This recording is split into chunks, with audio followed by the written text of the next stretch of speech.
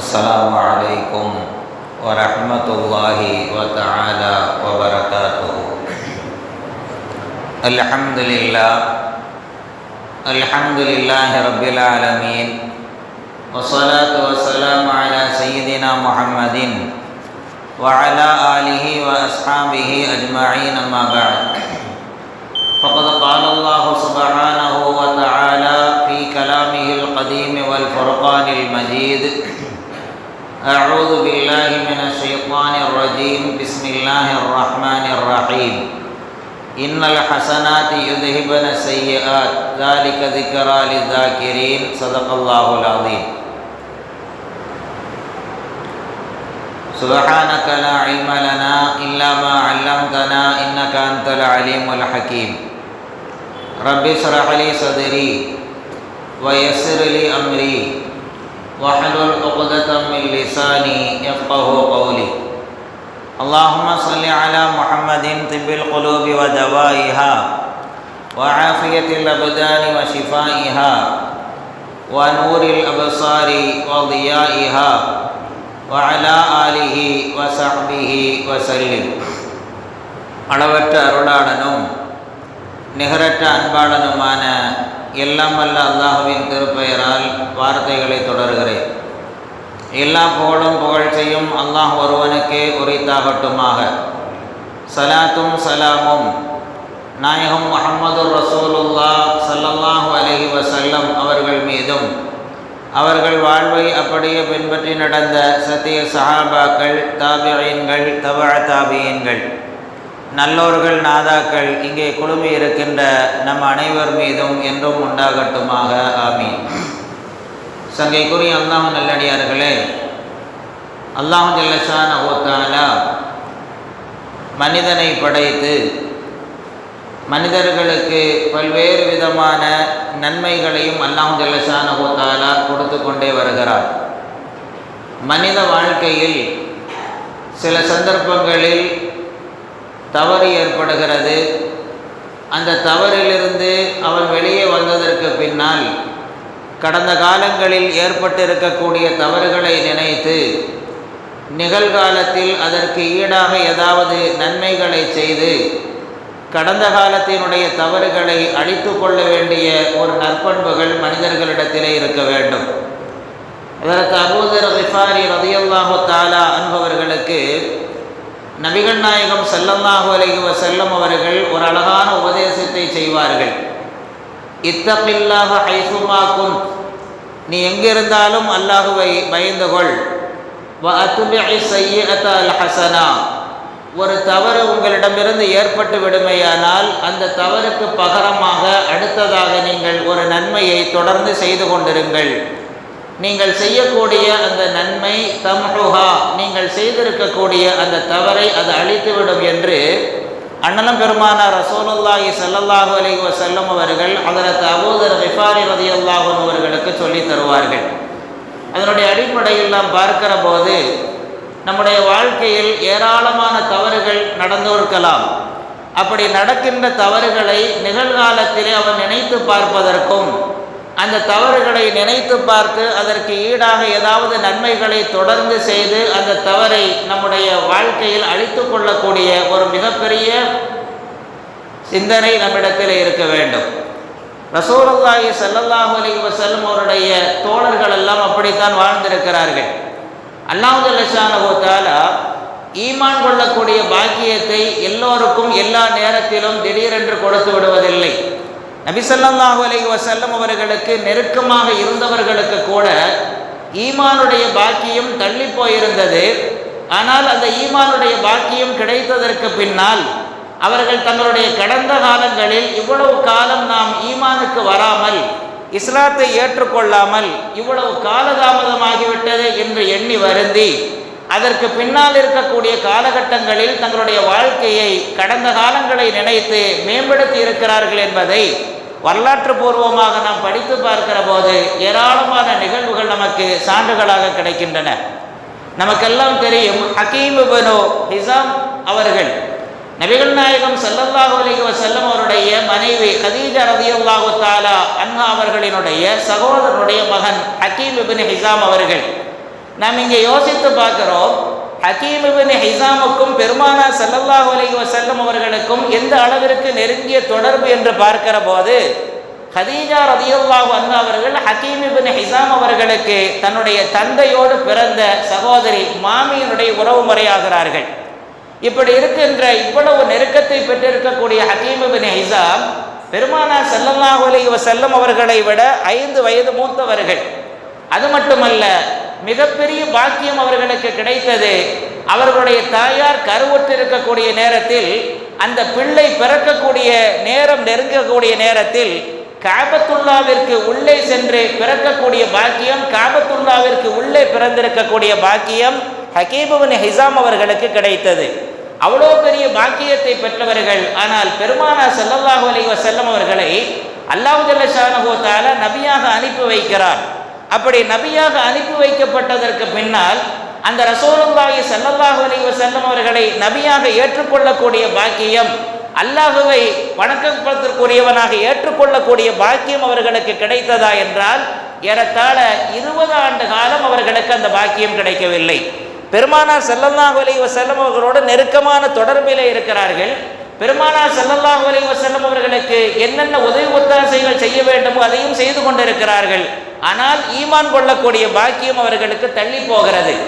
20 ஆண்டுகள் கழித்து ஃபத்ஹ் மக்கா, மக்காவுடைய வெற்றியினுடைய காலகட்டத்திற்கு பின்னால் அல்லாஹ் ஜல்ல ஷானஹு வ தஆலா இந்த ஹக்கீம் இப்னு ஹிஸாம் அவர்களுக்கு ஈமான் கொள்ளக்கூடிய ஒரு பாக்கியத்தை கொடுக்கிறார். ஈமான் கொள்ளுகிறார்கள். ஈமான் கொண்டு முடிந்ததற்கு பின்னால் ஒரு நாள் உட்கார்ந்து அழுது கொண்டிருக்கிறார்கள் ஹக்கீம் இப்னு ஹிஸாம் அவர்கள். மகன் கேட்கிறார், தந்தை அவர்களே, அல்லாஹ் ஜல்ல ஷானஹு வ தஆலா உங்களுக்கு இவ்வளவு பெரிய பாக்கியத்தை கொடுத்து விட்டார். 20 ஆண்டு காலம் ஈமான் கொள்ளாமல் இருந்த உங்களை இப்பொழுது ஈமான் கொள்ளக்கூடிய ஒரு மிகப்பெரிய பாக்கியத்தை கொடுத்து விட்டான் அல்லவா, எதற்காக நீங்கள் அழுது கொண்டிருக்கிறீர்கள் என்று கேட்கிற போது ஹக்கீம் இப்னு ஹிஸாம் ரலியல்லாஹு தஆலா அவர்கள் சொல்லுவார்கள், நான் எப்படி அழாமல் இருக்க முடியும்? அல்லாஹ் ஜல்ல ஷானஹு வ தஆலா எனக்கும் நபியவர்களுக்கும் எந்த அளவிற்கு நெருக்கமான உறவை கொடுத்திருந்தார் என்றால், நபியினுடைய மனைவி எனக்கு மாமியாக இருக்கிறார்கள். அந்த அளவிற்கு நெருக்கமான உறவை பெற்றிருந்தும் கூட இந்த ஈமான் கொள்ளக்கூடிய விஷயத்தில் 20 ஆண்டு காலம் எனக்கு தள்ளி போய்விட்டதே என்று நினைத்து பார்க்கிற போது நான் வருந்தி கொண்டிருக்கிறேன் என்று சொன்னதோடு மாத்திரமல்லாமல் அதற்கு அடுத்து சொல்லுவார்கள், எத்தனையோ நபித்தோழர்கள் அவர்கள் நன்மையில் விரைந்து சென்றிருக்கிறார்கள். முதலிலே எனக்கு முன்னால் ஈமான் கொண்டிருக்கிறார்கள் அல்லவா, அந்த ஈமான் கொண்ட மக்கள் எல்லாம் ஏராளமான நன்மைகளை அவர்கள் அடைந்திருக்கிறார்கள். இந்த உலகத்தில் இருக்கக்கூடிய அந்த அளவிற்கு, உலகத்தினுடைய பூமியினுடைய அளவிற்கு நான் தங்கத்தை தர்மமாக கொடுத்தாலும் கூட அந்த பெருமக்கள் அடைந்திருக்கக்கூடிய நன்மை என்னால் அடைந்து கொள்ள முடியாது என்று நான் நினைத்து பார்க்கிற போது நான் வருத்தப்படுகிறேன் என்று சொல்லிவிட்டு அடுத்து சொல்லுவார்கள், அல்லாஹ் ஜல்ல ஷானஹு வ தஆலா பத்ர் போரிலே கலக்கக்கூடிய பாக்கியத்தை எனக்கு தரவில்லை. உஹதினுடைய போரிலே கலந்து கொள்ளக்கூடிய பாக்கியத்தை அல்லாஹ் தரவில்லை. அது மாத்திரமல்ல, அந்த நேரத்தில் எதிரிகளால் நான் கொல்லப்பட்டிருக்கலாம் காஃபிர் என்கின்ற காரணத்தினால் அல்லாஹ் ஜல்ல ஷானஹு வ தஆலா பத்ர் போரிலே என்னை காப்பாற்றி கொடுத்தார். உஹதினுடைய போரிலே அல்லாஹ் ஜல்ல ஷானஹு வ தஆலா என்னை காப்பாற்றி கொடுத்தார். இந்த நன்மைகளில் இவ்வளவு தூரம் நான் ஈமான் கொள்வதை பிற்படுத்தி நான் நன்மைகளை அடைந்து கொள்ள முடியாமல் போய்விட்டேனே என்று எண்ணி பார்க்கிற போது நான் அழுது கொண்டிருக்கிறேன் என்று மகனிடத்திலே சொல்லிவிட்டு அடுத்து சொல்லுவார்கள், நான் இவ்வளவு கடந்த காலங்களில் நீண்ட நெடிய காலம் ரசூலுடைய தொடர்பில் இல்லாமல் போய்விட்டேன். அதற்கு நான் ஏதாவது ஈடு செய்து அந்த நன்மையை நான் அடைந்து கொள்ளக்கூடிய வாய்ப்பு இருக்கிறதா என்று அவர்கள் நினைத்து பார்க்கிற போது நபிகள் நாயகம் ஸல்லல்லாஹு அலைஹி வஸல்லம் அவர்கள், நீங்கள் செய்யக்கூடிய அத்தனை காரியங்களுக்கும் உங்களுக்கு ஈடு கிடைக்கும் என்று ரசூலுல்லாஹி ஸல்லல்லாஹு அலைஹி வஸல்லம் அவர்களுக்கு சுப செய்தி சொன்ன போது அற்புதமான சில காரியங்களை ஹக்கீம் இப்னு ஹிஸாம் ரலியல்லாஹு தஆலா அவர்கள் செய்வார்கள். தாருன் நதுவா என்கின்ற ஒரு மிகப்பெரிய இடம், குறைஷிகள் எல்லாம் ஆலோசனை செய்வதற்காக அந்த இடத்திலே தான் ஒன்று கூடுவார்கள் தாருன் நதுவாவில். இது யாருடைய கைவசத்திலே இருந்ததென்றால் ஹக்கீம் இப்னு ஹிஸாம் ரலியல்லாஹு தஆலா அன்ஹு அவர்களுடைய கைவசத்திலே அந்த தாருன் நதுவா இருக்கிறது. அப்படி இருக்கிற அந்த தாருன் நதுவாவை ஏறத்தாழ 1,00,000 திர்ஹங்கள் கொடுத்து விற்பனை செய்கிறார்கள். அந்த தாருன் நதுவாவை தன்னுடைய கைவசத்தில் இருக்கக்கூடிய இந்த தாருன் நதுவாவை 1,00,000 திர்ஹங்களை கொடுத்து விற்பனை செய்கிறார்கள். விற்பனை செய்து முடித்ததற்கு பின்னால் அவர்கள் கேட்பார்கள், தந்தை அவர்களே, உங்களுக்கு இருக்கக்கூடிய மிகப்பெரிய சொத்து 1,00,000த்திற்கு உண்டான சொத்தை நாம் இன்றைய விலை மதிப்பீட்டிலே பார்ப்போமேயானால் அது எவ்வளவு என்று நாம் கணக்கிட்டுக் கொள்வதற்கு நாம் கடமைப்பட்டிருக்கிறோம். 1,00,000 திர்ஹத்திற்கு அந்த பொருளை விற்றுவிட்டு அதிலே கிடைத்திருக்கக்கூடிய அந்த வருமானம் இருக்கிறது அல்லவா, அந்த 1,00,000 அப்படியே தர்மம் செய்து விடுகிறார்கள். காரணத்தை கேட்டபோது சொல்வார்கள், அல்லாஹ் ஜல்ல ஷானஹு தஆலா கடந்த காலத்திலே நான் தேட வேண்டிய அந்த பாக்கியம் எனக்கு கிடைக்காமல் போய்விட்டது. நான் இப்பொழுது அதை மீட்டி எடுக்க வேண்டிய ஒரு கடப்பாட்டிலே இருக்கிறேன், அதை மீட்டி எடுக்க வேண்டிய ஆசையில் இருக்கிறேன் என்று சொல்லி அந்த 1,00,000 திர்ஹங்களையும் அப்படியே தர்மமாக செய்துவிட்டு சொல்லுவார்கள். இதற்கு பகரமாக இன்று உலகத்தினுடைய அளவிலே பார்க்கிற போது இந்த தாருன் நதுவா என்னுடைய கையிலிருந்து வெளியே போயிருக்கிறது என்று வருத்தப்படலாம். ஆனால் இதற்கு பகரமாக நான் எவ்வளவு உயரிய சிந்தனை வைத்திருக்கிறேன் தெரியுமா? சொர்க்கத்தில் இதற்கு பகரமாக எனக்கு ஒரு வீடு கிடைக்க வேண்டும். உலகத்திலே இழந்திருக்கக்கூடியது ஒரு தாருன் நதுவாவாக இருக்கலாம், 1,00,000 எனக்கு அதற்கு திர்ஹங்கள் கிடைத்திருக்கலாம். அது அத்தனையும் நான் தர்மம் செய்துவிட்டு என் ரப்புல் ஆலமீன் மறுமையில் எனக்கு ஒரு அற்புதமான வீட்டை சொர்க்கத்திலே தர வேண்டும் என்று சொல்லி அவர்கள் அந்த விஷயத்தை செய்து முடிக்கிறார்கள். அதற்கு ஹக்கீம் இப்னு ஹிஸாம் ரலியல்லாஹு தஆலா அவர்கள் அது மாத்திரமல்ல, தன்னுடைய வாழ்நாட்களில் 3 முறை ஹஜ் செய்திருக்கிறார்கள். முதன்முறையாக ஹஜ்ஜுக்கு செல்லக்கூடிய நேரத்தில் தன்னோடு சேர்த்து ஒரு 100 ஒட்டகங்களை அழைத்து செல்லுகிறார்கள். ஒட்டகங்களை அழைத்து சென்றவர்கள் அங்கே ஹஜ்ஜுக்கு சென்ற நேரத்தில் அந்த 100 ஒட்டகங்களையும் அங்கே அறுத்து குர்பானி கொடுத்து அங்கே இருக்கக்கூடிய வந்திருப்பார்கள் அல்லவா ஹாஜிகள், அத்தனை மக்களுக்கும் அது உணவு பரிமாறுவதற்காக கொடுத்து விட்டு அல்லாஹ் ஜல்ல ஷானஹு தஆலாவுடைய நல்வழியில் நான் இந்த 100 ஒட்டகங்களையும் தர்மமாக கொடுத்திருக்கிறேன், அல்லாஹ்வினுடைய நெருக்கம் கிடைக்க வேண்டும் என்று முதல் முறையாக ஹஜ்ஜுக்கு சென்ற நேரத்தில் 100 ஒட்டகங்களை அந்த மக்களுக்கு உணவளிப்பதற்காக கொடுத்து முடித்த ஹக்கீம் இப்னு ஹிஸாம் ரலியல்லாஹு தஆலா அவர்கள் இரண்டாவது முறையாக அல்லாஹ் ஜல்ல ஷானஹு தஆலா அவர்களுக்கு ஹஜ் செய்யக்கூடிய பாக்கியத்தை கொடுக்கிறார். அப்படி இரண்டாவது முறை போகக்கூடிய நேரத்தில் ஒரு காலம் இப்படி இருந்தது அல்லவா, மனிதனையே அடிமையாக வைத்துக் கொள்ளக்கூடிய காலகட்டங்கள். அப்படி இருக்கிற போது 100 அடிமைகளை அவர்கள் எடுத்துக்கொண்டு ரசூலுல்லாஹி ஸல்லல்லாஹு அலைஹி வஸல்லம் அவர்களுக்கு அல்லாஹ் ஜல்ல ஷானஹு தஆலா அதிகமான சட்டங்களை சொல்லித் தருகிற போது கூட நீங்கள் அடிமைகளை உரிமையிடுங்கள் என்று சட்டங்களை சொல்லிக் கொடுத்தான் அல்லவா, அதனுடைய அடிப்படையில் 100 அடிமைகளை ஹக்கீம் இப்னு ஹிஸாம் ரலியல்லாஹு தஆலா அவர்கள் இரண்டாவது முறையாக ஹஜ்ஜுக்கு செல்லக்கூடிய நேரத்தில் அழைத்து செல்லுகிறார்கள். அப்படி அழைத்து சென்று இந்த 100 அடிமைகளையும் அல்லாஹ்விற்காக நான் உரிமையிடுகிறேன், இவர்களை நான் விடுதலை செய்கிறேன் என்று இரண்டாவது முறையாக 100 அடிமைகளை ஹக்கீம் இப்னு ஹிஸாம் ரலியல்லாஹு தஆலா அவர்கள் உரிமையிடுகிறார்கள். அல்லாஹ் ஜல்ல ஷானஹு தஆலா மூன்றாவது முறையாக அவர்களுக்கு ஹஜ் செய்யக்கூடிய ஒரு வாய்ப்பை கொடுக்கிறார். அப்படி கொடுக்கிற போது தன்னோடு 100 ஆடுகளை அழைத்து செல்லுகிறார்கள். முதல் முறை ஹஜ்ஜுக்கு செல்லக்கூடிய நேரத்தில் 100 ஒட்டகங்களை அழைத்து சென்றார்கள். இரண்டாவது முறை ஹஜ்ஜுக்கு செல்லக்கூடிய நேரத்தில் 100 அடிமைகளை அழைத்து சென்று விடுதலை கொடுத்தார்கள். மூன்றாவது முறையாக போகக்கூடிய நேரத்தில் 100 ஆடுகளை அழைத்து சென்று அதையும் அறுத்து அந்த மக்களுக்கு உணவு பரிமாறுவதற்காக கொடுத்து விட்டு இது அல்லாஹ்விடத்தில் நான் நன்மையை பெருக வேண்டும் என்று ஆசைப்படுகிறார்கள் என்றால் கடந்த காலத்தில் என்னென்ன நன்மைகளெல்லாம் தான் பெற்றுக்கொள்ள வேண்டும் என்று ஆசைப்பட்டார்களோ அந்த ஆசை தள்ளி போனதை எண்ணி கவலைப்பட்டு கொண்டு நிகழ்காலத்திலே இவ்வளவு பெரிய நன்மைகளை தேடி தெரியக்கூடியவர்களாக ஹஜ்ரத் ஹக்கீம் இப்னு ஹிஸாம் ரலியல்லாஹு தஆலா அவர்கள் ஈடுபட்டு இருக்கிறார்கள் என்றால் நம்முடைய வாழ்க்கையில் கடந்த காலங்களில் எவ்வளவு பாவங்கள் ஏற்பட்டிருக்கலாம், பல்வேறு விதமான தவறுகள் ஏற்பட்டிருக்கலாம். அல்லாஹ் ஜல்ல ஷானஹு தஆலா நிகழ்காலத்தை நமக்கு பாக்கியமாக கொடுத்திருக்கிறார். கடந்த காலங்களை நினைத்து நிகழ்காலத்தை தொலைத்துக் கொள்வதை விட நிகழ்காலத்தை பாக்கியமாக கருதி அதிலே பல நன்மைகளை செய்யக்கூடியவர்கள் இருக்கிறார்கள் அல்லவா, இவர்கள்தான் மிகப்பெரிய அறிவாளிகள் என்பதற்கு மிகப்பெரிய முன்னுதாரணமாக இருக்கிறார்கள் ஹஜ்ரத் ஹக்கீம் இப்னு ஹிஸாம் ரலியல்லாஹு தஆலா அவர்கள். அல்லாஹ் ஜல்ல ஷானஹு தஆலா ஹுனைனினுடைய யுத்தத்திலே அவர்களை கலந்து கொள்ளக்கூடிய ஒரு வாய்ப்பை கொடுக்கிறார். ஹுனைன் போரிலே கலக்கிறார்கள். அல்லாஹ் ஜல்ல ஷானஹு தஆலா மிகப்பெரிய வெற்றியை ஹுனைனுடைய போரிலே கொடுக்கிறார். அப்படி போரிலே வெற்றியை கொடுத்த போது ரசூலுல்லாஹி ஸல்லல்லாஹு அலைஹி வஸல்லம் அவர்கள் போரிலே கிடைத்திருக்கக்கூடிய கனிமத்து பொருட்கள் இருக்கும் அல்லவா, ஹக்கீம் இப்னு ஹிஸாமை அழைத்து அவர்களுக்கு வேண்டிய பொருள்களை கொடுக்கிற போது அவர்கள் ஹக்கீம் இப்னு ஹிஸாம் ரலியல்லாஹு தஆலா அவர்கள் நபிகள் நாயகம் ஸல்லல்லாஹு அலைஹி வஸல்லம் இடத்திலே கேட்பார்கள், யா ரசூலல்லாஹ், எனக்கு இன்னும் கொஞ்சம் கனிமத்தினுடைய பொருட்களை கொடுங்கள். ஒரு தடவை கொடுக்கிறார்கள், எனக்கு மீண்டும் வேண்டும் என்று இரண்டாவது முறையாக கேட்கிறார்கள். பெருமானா ஸல்லல்லாஹு அலைஹி வஸல்லம் இரண்டாவது முறையும் அந்த கனிமத்தினுடைய பொருட்களை கொடுக்கிறார்கள். இரண்டாவது முறையும் பெற்றுக்கொண்ட ஹக்கீம் இப்னு ஹிஸாம் ரலியல்லாஹு தஆலா அவர்கள் எனக்கு இன்னும் வேண்டும் என்று கேட்கிறார்கள். ஸல்லல்லாஹு அலைஹி வஸல்லம் கேட்டு கேட்டு கொடுக்க மனதை இல்லை என்று சொல்லக்கூடிய மனநிலை இல்லாதவர்கள் அல்லவா, கேட்கக்கூடிய நேரத்தில் மீண்டும் கொடுத்து விட்டு சொல்லுவார்கள், ஹக்கீம் இப்னு ஹிஸாமே 3 முறை என்னிடத்திலே நீங்கள் வேண்டும் வேண்டும் என்று கேட்கிறீர்கள். இது சாதாரணமாக உலகத்தினுடைய பணம், இது ஒரு சாதாரண சொத்து அல்லவா, இதை நீங்கள் வேண்டும் வேண்டும் என்று கேட்கிறீர்கள் என்று சொல்லிவிட்டு அவர்களுக்கு ஒரு அற்புதமான ஒரு சூட்சுமத்தை சொல்லிக் கொடுப்பார்கள். நீங்கள் என்ன எண்ணத்திலே கேட்கிறீர்களோ அதன்படிதான் அதனுடைய விளைவு என்பது ஏற்படும். நீங்கள் போதும் என்ற மனநிலையிலே கேட்பீர்களே ஆனால் அல்லாஹ் ஜல்ல ஷானஹு வ தஆலா நீங்கள் வாங்கக்கூடிய இந்த பொருளிலே அல்லாஹ் பரக்கத்தை தந்து விடுவார். ஆனால் போதும் என்ற மனப்பான்மை இல்லாமல் வேண்டும் வேண்டும் என்று நீங்கள் கேட்டுக்கொண்டே இருப்பீர்களே ஆனால் உணவு உண்டு கொண்டே இருப்பீர்கள். கடைசி வரை உங்களுடைய வயிறு நிறைந்திருக்குமா என்றால் அந்த பாக்கியம் கிடைக்காமலே இருக்கும். நீங்கள் சாப்பிட்டு கொண்டே இருப்பீர்கள், ஆனால் உங்களிடத்தில் வயிறு நிரம்பி அந்த பாக்கியம் கிடைக்காது. எனவே நீங்கள் எப்படி இருக்க வேண்டும் தெரியுமா?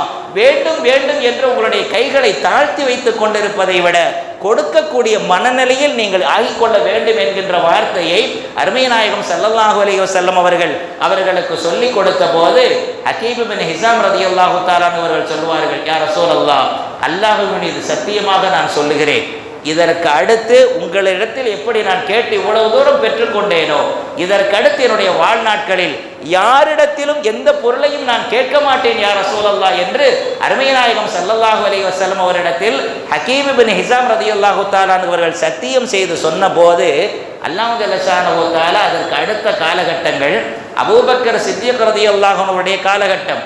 பெருமானார் ஸல்லல்லாஹு அலைஹி வஸல்லம் உலகத்தை விட்டு பிரிந்ததற்கு பின்னால் அபூபக்கர் சித்திக் ரலியல்லாஹு அன்ஹு அவருடைய காலகட்டத்தில் பைத்துல் மாலிலிருந்து சில நிதிகளை அவர்களுக்கென்று ஒதுக்கி அவர்கள் உரிமைப்பட்ட தொகையை கொடுப்பதற்காக அழைப்பு விடுக்கிறார்கள். ஹக்கீம் இப்னு ஹிஸாம் ரலியல்லாஹு அன்ஹு அவர்களை ஹக்கீம் இப்னு ஹிஸாம் ரலியல்லாஹு அன்ஹு அவர்கள் சொல்லுவார்கள், ஸல்லல்லாஹு அலைஹி வஸல்லம் அவரிடத்திலே நான் ஒரு வார்த்தையை சத்தியமிட்டு சொல்லிவிட்டேன்.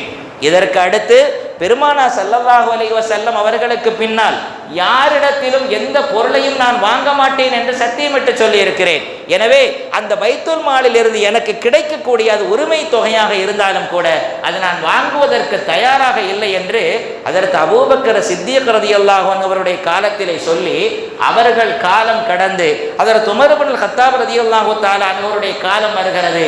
அந்த காலத்திலும் ஹக்கீம் இப்னு ஹிஸாம் ரலியல்லாஹு தஆலா அவர்கள் அந்த பொருளை ஏற்றுக்கொள்ளவில்லை என்கிற போது இந்த நிகழ்வில் அல்லாஹ் ஜல்ல ஷானஹு வ தஆலா நமக்கு பல்வேறு விதமான படிப்பினைகளை வைத்திருக்கிறார். ரசூலுல்லாஹி ஸல்லல்லாஹு அலைஹி வஸல்லம் அவர்களை நீண்ட நெடிய காலத்திற்கு பின்னால் 20 ஆண்டுகள் கழித்து ஏற்றுக்கொள்ளக்கூடிய ஒரு வாய்ப்பை கொடுத்து இவ்வளவு காலங்கள் கடந்து நான் இந்த பாக்கியத்தை பெற்றிருக்கிறேனே, இந்த நன்மைகளில் நான் முந்தி இருக்க வேண்டுமே என்று வேதனைப்பட்டு நிகழ்காலத்திலே பல்வேறு தர்மங்களை செய்தார்கள் அல்லவா. 100 ஒட்டகைகள் தர்மங்கள் செய்தார்கள், 100 ஆடுகளை தர்மங்களாக செய்தார்கள், 100 அடிமைகளை உரிமை விட்டார்கள். மிகப்பெரிய இடமான தாருன் நதுவாவை 1,00,000 தீனார் திர்ஹங்களுக்கு விற்றுவிட்டு அதனுடைய பொருளாதாரத்தை அத்தனையும் தர்மங்களாக செய்தார்கள் அல்லவா. இது போன்ற வாழ்க்கை நம்மிடத்தில் வர வேண்டும் என்பதைத்தான் இந்த நிகழ்வு நமக்கு அற்புதமான முறையிலே உணர்த்தி காட்டுகிறது. அதனால்தான் ரசூலுல்லாஹி ஸல்லல்லாஹு அலைஹி வஸல்லம் ஒரு அழகான வார்த்தை அபூதர் கிஃபாரியை பார்த்து சொல்லுவார்கள், நீங்கள் ஒரு தவறை செய்திருப்பீர்களே ஆனால் அந்த தவறை தொடர்ந்து அதற்கு அடுத்து நீங்கள் அடையக்கூடிய நிகழ்காலம் இருக்கிறது அல்லவா, அந்த நிகழ்காலத்திலே பல நன்மைகளை நீங்கள் பகரமாக செய்து கொள்ளுங்கள், அது உங்களுக்கு பாக்கியத்தை தரும் என்று சொல்லி தருகிறார்கள். அதனால தான் அல்லாஹ் இப்படி சொல்லுகிறார், இன்னல் ஹசனாத் யுத்ஹிபன ஸய்யிஆத், நீங்கள் செய்யக்கூடிய ஒவ்வொரு நல்ல காரியங்களும் அது நீங்கள் செய்ய இருக்கக்கூடிய அத்தனை தவறுகளையும் அது போக்கிவிடும் என்று அல்லாஹ் ஜல்ல ஷானஹு வ தஆலா சொல்லி தருகிறார். இதே போன்றுதான் அதற்கு பெருமானார் ஸல்லல்லாஹு அலைஹி வஸல்லம் அவருடைய சகோதரராக சிறிய தந்தையினுடைய மகனாக இருக்கக்கூடிய அபூ சுஃபியான் அவர்கள் பெருமானார் ஸல்லல்லாஹு அலைஹி வஸல்லம் அவர்களுக்கு இவர்களும் நெருங்கிய உறவினர். அல்லாஹ் ஜல்ல ஷானஹு வ தஆலா அபூ சுஃபியான் அவர்களுக்கும் அல்லாஹ் உடனடியாக நேர்வழியை பெறக்கூடிய பாக்கியத்தை அல்லாஹ் கொடுக்கவில்லை. அபூ சுஃபியான் அவர்களும் ஃபத்ஹே மக்காவிலே தான் மக்காவுடைய வெற்றியினுடைய காலகட்டத்தில் தான் அவர்களுக்கு ஈமான் கொள்ளக்கூடிய பாக்கியத்தை கொடுக்கிறார். இவர்களினுடைய நிகழ்ச்சியை படிக்கிற போது உண்மையிலேயே மிகப்பெரிய கஷ்டமாக இருக்கிறது. ஏனென்றால் அபூ சுஃபியான் அவர்களை போன்று இஸ்லாத்திற்கு மிகப்பெரிய எதிரியாக வாழ்ந்தவர் யாரும் இல்லை. அவ்வளவு கஷ்டங்களை கொடுத்தவர். அல்லாஹ் ஜல்ல ஷானஹு வ தஆலா இஸ்லாம் வளர்ச்சி அடைந்த கூடிய நேரத்தில் இவர் ஒரு முடிவெடுக்கிறார். அபூ சுஃபியான் தன்னுடைய மனைவி மக்களை எல்லாம் அழைத்து சொல்லுகிறார், நாம் இத்தோடு இந்த மக்காவை விட்டு வெளியே போய்விடுவோம். ஏனென்றால் ரசூலுல்லாஹி ஸல்லல்லாஹு அலைஹி வஸல்லம் அவருடைய கை ஓங்கி இருக்கிறது, இஸ்லாம் வளர்ந்து கொண்டிருக்கிறது, நமக்கு மிகப்பெரிய அச்சுறுத்தலாக நான் அவர்களுக்கு இருந்திருக்கிறேன், முஸ்லிம்களுக்கு மிகப்பெரிய கஷ்டத்தை நான் கொடுத்திருக்கிறேன், நபியவர்கள் என்ன செய்வார்கள் என்று தெரியவில்லை, எனவே இந்த இடத்தை விட்டு நான் வெளியே போக வேண்டும் என்று முடிவெடுத்த பொழுது குடும்பத்தார்கள் எல்லாம் சொல்லுவார்கள், அபூ சுஃபியானே நீங்கள் அந்த முடிவை எடுக்காதீர்கள், நபிகள் நாயகம் ஸல்லல்லாஹு அலைஹி வஸல்லம் அவரிடத்திலே நீங்கள் சென்று நான் ஈமான் கொள்ளுகிறேன் என்று நீங்கள் ஈமான்தாரியாக மாறுவதற்குண்டான வாய்ப்பை தேடிக்கொள்ளுங்கள் என்று சொல்லுகிற போது இவர்கள் மனம் மாறுகிறது. ஸல்லல்லாஹு அலைஹி வஸல்லம் அவரிடத்திலே போகிறார்கள். போகக்கூடிய நேரத்தில் அருமை நாயகம் ஸல்லல்லாஹு அலைஹி வஸல்லம் தன்னுடைய முகத்தை திருப்பிக் கொள்ளுகிறார்கள். ஏனென்றால் அபூ சுஃபியான் அவ்வளவு பெரிய கஷ்டத்தை கொடுத்தவர். ஸல்லல்லாஹு அலைஹி வஸல்லம் முகத்தை திருப்பிக் கொள்ளுகிறார்கள். இன்னொரு பக்கத்திலே வருகிறார். இன்னொரு பக்கத்திலே செல்லக்கூடிய நேரத்திலும் பெருமானார் ஸல்லல்லாஹு அலைஹி வஸல்லம் முகத்தை திருப்பிக் கொள்ளுகிறார்கள். முகத்தை திருப்பிக் கொண்ட போது வழி இல்லாமல் அங்கே இருக்கக்கூடிய அபூபக்கர் சித்திக் ரலியல்லாஹு அன்ஹு அவரிடத்திலே போகிறார். போகும்போது பெருமானார் ஸல்லல்லாஹு அலைஹி வஸல்லம் அவர்களே முகத்தை திருப்பிக் கொண்டிருக்கிற போது நான் மட்டும் உங்களை எப்படி வரவேற்பதற்கு தகுதியாக இருக்க முடியும் என்று ஹஜ்ரத் அபூபக்கர் அவர்கள் முகத்தை திருப்பிக் கொள்ள, அதற்கடுத்து உமர் இப்னு கத்தாப் ரலியல்லாஹு அன்ஹு அவரிடத்திலே வருகிறார். அப்பொழுதும் அபூபக்கர் உமர் ரலியல்லாஹு தஆலா அவர்கள் முகத்தை திருப்பிக் கொள்ள, இப்படி அப்பாஸ் ரலியல்லாஹு அன்ஹு அவரிடத்திலே வந்து அவர்களும் முகத்தை திருப்பிக் கொள்ள, அலி ரலியல்லாஹு தஆலா அவரிடத்திலே வந்தபோது அவர்களும் முகத்தை திருப்பிக் கொள்ள, இப்படியே பெருமானார் ஸல்லல்லாஹு அலைஹி வஸல்லம் அவர்களை சார்ந்திருக்கக்கூடிய அத்தனை தோழர்களும் அபூ சுஃபியான் அவர்களை ஏற்றுக்கொள்ளாத ஒரு நிலை வருகிற போது அந்த நேரத்தில் பெருமானார் ஸல்லல்லாஹு அலைஹி வஸல்லம் ஒரு இடத்திலே வந்து தங்குகிறார்கள். ஸல்லல்லாஹு அலைஹி வஸல்லம் அவருடைய வீட்டிற்கு முன்னால் தன்னுடைய மகன் ஜாஃபர் ரலியல்லாஹு அன்ஹு அவர்களை அழைத்து கொண்டு அந்த இடத்திலே நிற்கிறார். நின்று சொல்லுவார், பெருமானார் ஸல்லல்லாஹு அலைஹி வஸல்லம் இடத்திலே சொல்லுவார், நான் இப்பொழுது ஈமான் கொள்ள வேண்டும் என்ற ஆசையோடு வந்திருக்கிறேன், நான் இந்த இடத்தில் என்னுடைய மகனை நான் அழைத்து வந்திருக்கிறேன், நீங்கள் மட்டும் என்னை மன்னிக்கவில்லை என்றால், என்னுடைய இஸ்லாத்தை நீங்கள் ஏற்றுக்கொள்ளவில்லை என்றால், என்னை மனதார நீங்கள் பொருந்தி கொள்ளவில்லை என்றால், பசியோடும் பட்டினியோடும் இதே இடத்தில் நின்று நாங்கள் இறந்து போகுமே ஒழிய நாங்கள் இந்த இடத்தை விட்டு நகரமாட்டோம் என்று பெருமானார் ஸல்லல்லாஹு அலைஹி வஸல்லம் வீட்டு வாசலில் மகனும் தந்தையுமாக நிற்கிற போது பெருமானார் ஸல்லல்லாஹு அலைஹி வஸல்லம் இந்த செய்தியை கேள்விப்படுகிறார்கள். இவ்வளவு வைராக்கியமாக இவர் அபூ சுஃபியான் அவர்கள் இருக்கிறார்களா என்று அந்த நேரத்திலே யோசித்து பார்க்கிற போது பெருமானார் ஸல்லல்லாஹு அலைஹி வஸல்லம் மனது கொஞ்சம் மாறுகிறது. அவர்களை ஏற்றுக்கொள்ளுகிறார்கள். அல்லாஹ் ஜல்ல ஷானஹு வ தஆலா ஹக்கீம் இப்னு ஹிஸாம் அவர்களுக்கு ஹுனைனுடைய போர்க்களத்தை கொடுத்ததை போல அபூ சுஃபியான் அவர்களுக்கும் அந்த பாக்கியத்தை கொடுக்கிறார்.